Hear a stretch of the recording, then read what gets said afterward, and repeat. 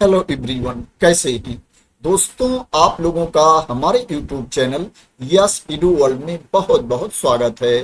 दोस्तों, जो लोग 10वीं पास हैं या जिनके पास 12वीं की सर्टिफिकेट है या जिनके पास ग्रेजुएशन की डिग्री है और सरकारी नौकरी करना चाहते हैं, परमानेंट गवर्नमेंट जॉब चाहते हैं, उनके लिए काफी अच्छा मौका है। मिनिस्ट्री ऑफ आयुष के अंतर्गत, आयुष मंत्रालय के अंतर्गत भर्ती है। Central council for research in Ayurvedic sciences CCRAS में वैकेंसी है। परमानेंट गवर्नमेंट जॉब है, केंद्र सरकार की नौकरी है। आप लोग इसमें अप्लाई कर सकते हैं। दोस्तों, नंबर ऑफ पोस्ट की बात करें तो 389 पोस्ट है। 389 टोटल पद हैं जिनके लिए एप्लीकेशन इनवाइट किया गया है। एप्लीकेशन की लास्ट डेट की बात करें तो जो एप्लीकेशन की लास्ट डेट है 22 सितंबर 2025 है। 22 सितंबर 2025 तक आप इसमें ऑनलाइन मोड में अप्लाई कर सकते हैं। दोस्तों, ये भर्ती पहले ही आई थी, इसमें एप्लीकेशन ऑलरेडी फिल किया जा रहा था, आवेदन ऑलरेडी भरे जा रहे थे।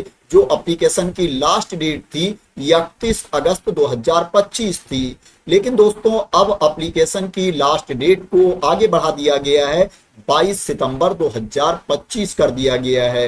जो रीजन बताया गया है, टेक्निकल रीजन बताया गया है कि तकनीकी समस्याओं की वजह से, टेक्निकल इशू की वजह से कैंडिडेट को एप्लीकेशन फिल करने में परेशानी आ रही थी, अभ्यर्थियों को परेशानी का सामना करना पड़ रहा था, इसलिए ज्यादा एप्लीकेशन रिसीव नहीं हुए हैं, ज्यादा कैंडिडेट ने इसमें अप्लाई नहीं किया है, इसलिए एप्लीकेशन की लास्ट डेट को आगे बढ़ाया जा रहा है। तो दोस्तों, जो लोग अभी तक इसमें अप्लाई नहीं कर पाए थे या दोस्तों जिन लोगों को इंफॉर्मेशन ही नहीं मिली थी, दोस्तों उनके लिए अच्छा मौका है। दोस्तों, इसमें अप्लाई करने से ना चूकें, इसमें सभी तरह के अभ्यर्थियों के लिए मौका है, चाहे आप 10वीं पास हैं या ग्रेजुएशन की डिग्री है या 12वीं पास हैं। इसमें कई तरह की पोस्ट हैं, अपने क्वालिफिकेशन के अकॉर्डिंग, अपने इंटरेस्ट के अकॉर्डिंग आप अप्लाई कर सकते हैं। बात करें इसमें कौन कौन सी पोस्ट है और उसके लिए क्वालिफिकेशन क्या होना चाहिए, तो दोस्तों अगर आप 10वीं पास हैं, 10th की सर्टिफिकेट है आपके पास, तो आप स्टेनोग्राफर ग्रेड 2 के लिए अप्लाई कर सकते हैं। ये जो पोस्ट है ग्रुप C के अंतर्गत आती है। इसमें क्या है, आपको शॉर्ट हैंड का भी नॉलेज होना चाहिए, स्टेनोग्राफी का नॉलेज भी आपको होना चाहिए। इसमें जो आपको सैलरी मिलेगी, पे मैट्रिक्स लेवल 4 के अकॉर्डिंग आपको सैलरी मिलेगी। अगर आप 12वीं पास हैं, 12th की सर्टिफिकेट है आपके पास, तो आप lower division clerk group C के लिए अप्लाई कर सकते हैं। LDC के लिए आप अप्लाई कर सकते हैं, ये ग्रुप C के अंतर्गत जॉब आती है। इसमें क्या है, आपको टाइपिंग का भी नॉलेज होना चाहिए, आपको टाइपिंग भी आनी चाहिए। इसमें जो आपको सैलरी मिलेगी, पे मैट्रिक्स लेवल 2 के अकॉर्डिंग आपको सैलरी मिलेगी। दोस्तों, अगर आपके पास ग्रेजुएशन की डिग्री है, आप स्नातक पास हैं, तो आप असिस्टेंट ग्रुप B के लिए अप्लाई कर सकते हैं। इसमें आपको कंप्यूटर भी आना चाहिए, कंप्यूटर का नॉलेज भी होना चाहिए। इसमें जो आपको सैलरी मिलेगी, पे मैट्रिक्स लेवल 6 के अकॉर्डिंग आपको सैलरी मिलेगी। और दोस्तों, स्नातक पास अभ्यर्थियों के लिए दूसरी पोस्ट भी है। दोस्तों, आप upper division clerk UDC group C के लिए भी अप्लाई कर सकते हैं अगर आपके पास स्नातक की डिग्री है। UDC के लिए जो आपको सैलरी मिलेगी, पे लेवल 4 के अकॉर्डिंग आपको सैलरी मिलेगी। इसमें भी आपको टाइपिंग का नॉलेज होना चाहिए, आपको कंप्यूटर पर टाइपिंग करनी भी आनी चाहिए। एज लिमिट की बात करें कि इसमें अप्लाई करने के लिए आपकी एज क्या होनी चाहिए, तो दोस्तों इसमें जो मिनिमम एज लिमिट है 18 ईयर्स है, जो न्यूनतम उम्र सीमा है वो 18 साल है, और जो एज की गणना की जाएगी 31 अगस्त 2025 को एज की गणना की जाएगी, जो एप्लीकेशन की लास्ट डेट भी है। इसमें जो अपर एज लिमिट है पोस्ट वाइज अलग अलग है।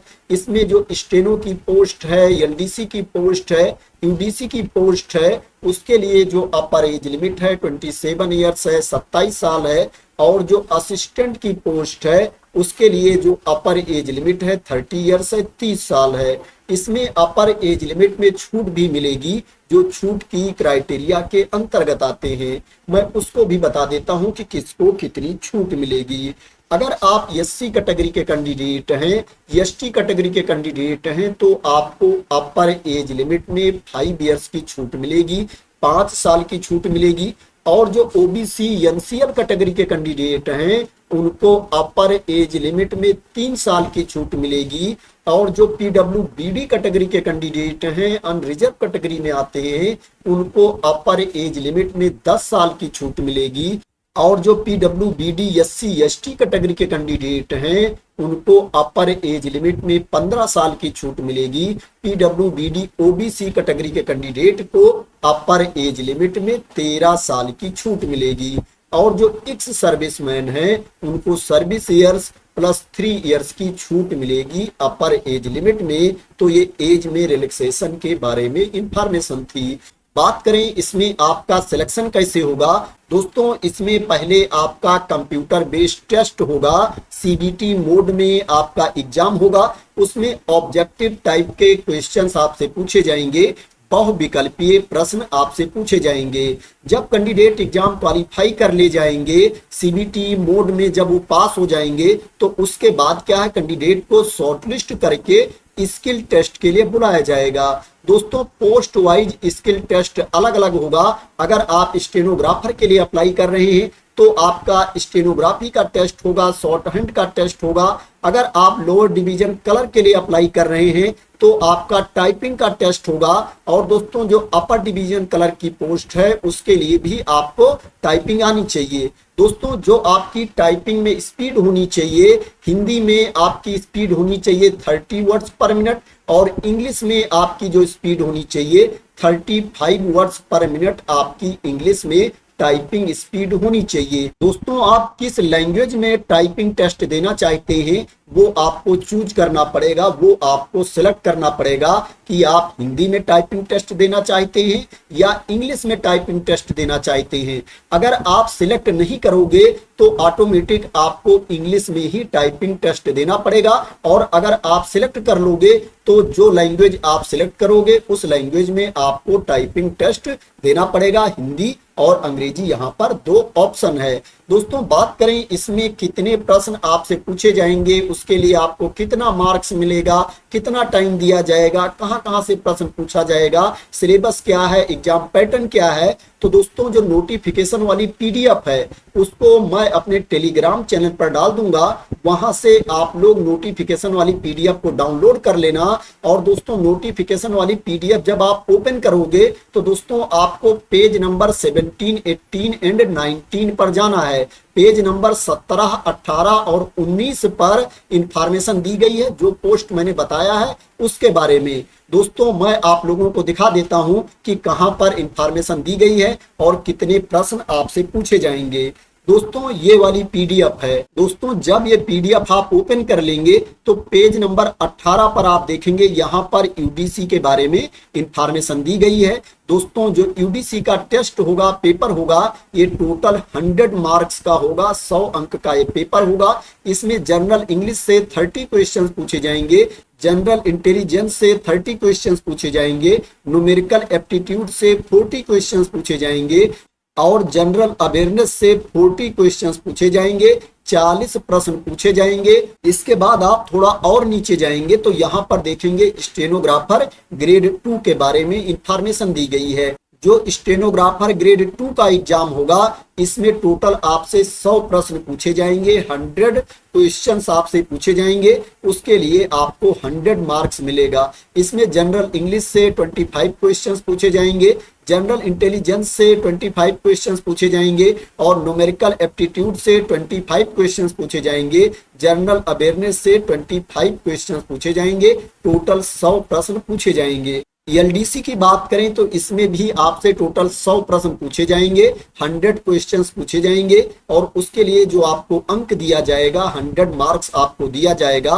100 अंक का आपका यह टेस्ट होगा। इसमें भी जनरल इंग्लिश से 25 प्रश्न पूछे जाएंगे, जनरल इंटेलिजेंस से 25 प्रश्न पूछे जाएंगे, न्यूमेरिकल एप्टीट्यूड से 25 क्वेश्चंस पूछे जाएंगे और जनरल अवेयरनेस से 25 क्वेश्चंस पूछे जाएंगे। टोटल 100 प्रश्न पूछे जाएंगे और जो प्रश्न आपसे पूछा जाएगा बहुविकल्पीय प्रश्न आपसे पूछा जाएगा। इसी में अगर आप पेज नंबर 17 पर जाएंगे तो यहाँ पर देखेंगे असिस्टेंट के बारे में बताया गया है। असिस्टेंट का जो सिलेबस होगा, एसएससी ग्रेजुएट लेवल एग्जामिनेशन का जो सिलेबस है वही असिस्टेंट का भी सिलेबस होगा। जो असिस्टेंट का टेस्ट होगा, एग्जाम होगा, ये 100 अंक का होगा, 100 मार्क्स का ये आपका पेपर होगा।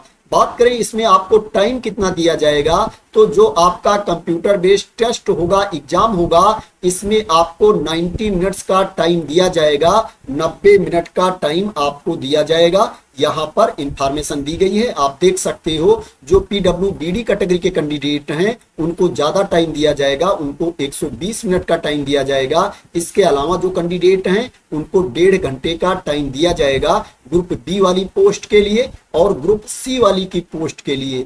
दोस्तों इसमें आपको फीस भी पे करना है। मैं बता देता हूं किसको कितनी फीस पे करना है। इसमें 2 तरह की फीस है, प्रोसेसिंग फीस है और एग्जामिनेशन फीस है।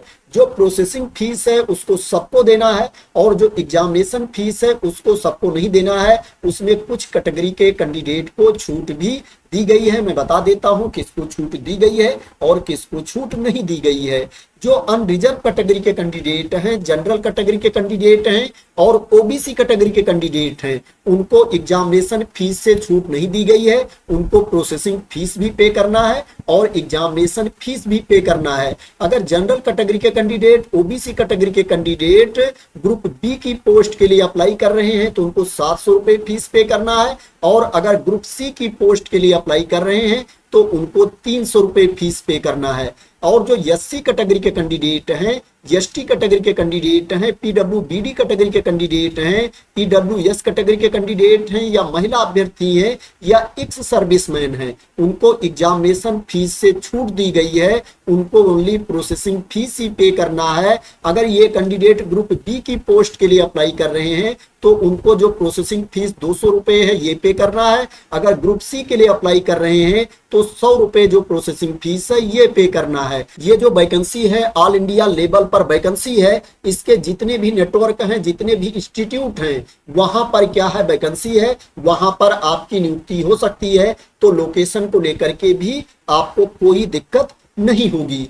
बात करें इसमें आपको अप्लाई कैसे करना है, कहां पर जाकर के अप्लाई करना है, तो ये अप्लाई करने का लिंक है। यहां पर आकर के पहले आपको रजिस्ट्रेशन करना पड़ेगा, उसके बाद क्या है लॉगिन करके एप्लीकेशन कंप्लीट करना पड़ेगा। आप देख सकते हो यहां पर रजिस्ट्रेशन का ऑप्शन दिया गया है, registration of new user for CCRAS vacancies. इसके नीचे न्यू यूजर दिया गया है, इसके ऊपर आपको क्लिक कर देना है। जब इसके ऊपर आप क्लिक कर देंगे तो आपके सामने ये पेज ओपन होकर के आ जाएगा। यहाँ पर इंस्ट्रक्शन दिया गया है, इंफॉर्मेशन दी गई है, इसको आपको रीड कर लेना है। उसके बाद नीचे यहाँ पर एक्सेप्ट करने के लिए बोलेगा, डिक्लेरेशन दिया गया है, I have fully gone through the notification, यहाँ पर आपको क्लिक कर देना है। उसके बाद कंटिन्यू पर आपको क्लिक करना है। जैसे ही आप कंटिन्यू पर क्लिक करेंगे आपके सामने रजिस्ट्रेशन का ऑप्शन आ जाएगा। जो डिटेल्स यहाँ पर मांगी जा रही है फिल करके आपको अपना रजिस्ट्रेशन कंप्लीट कर लेना है। उसके बाद क्या है आपको लॉगिन करके इसमें अप्लाई करना है। ये जो अप्लाई करने का लिंक है इसको मैं अपने टेलीग्राम चैनल पर डाल दूंगा, वहां से आप लोग इस लिंक को कॉपी कर सकते हैं और किसी भी ब्राउजर में ओपन करके रजिस्ट्रेशन कर सकते हैं, अप्लाई कर सकते हैं। तो दोस्तों ये मिनिस्ट्री ऑफ आयुष के अंतर्गत, आयुष मंत्रालय के अंतर्गत भर्ती है। Central council for research in Ayurvedic sciences में वैकेंसी है। आशा करते हैं कि आपको इसके बारे में क्लियरिटी मिल गई होगी। दोस्तों अगर आपको इस वैकेंसी के बारे में क्लियरिटी मिल गई हो और इसी तरह की इंपॉर्टेंट अपडेट चाहते हैं, इंफॉर्मेशन चाहते हैं, वैकेंसी की न्यूज चाहते हैं तो आप लोग मेरे चैनल को सब्सक्राइब कर लेना अगर अभी तक सब्सक्राइब ना किया हो। और दोस्तों अगर आप लोगों को लगता है कि मैंने सही इंफॉर्मेशन दी है, क्लियर इंफॉर्मेशन दी है, तो इस वीडियो को लाइक और शेयर भी कर देना। तो थैंक यू सो मच दोस्तों फॉर वॉचिंग।